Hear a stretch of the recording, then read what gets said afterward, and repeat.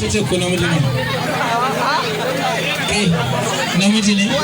To wannan suna na wannan ɗana mu Allah ya sanya alheri. Kuma Allah ya raya shi akan tafarkin sunna.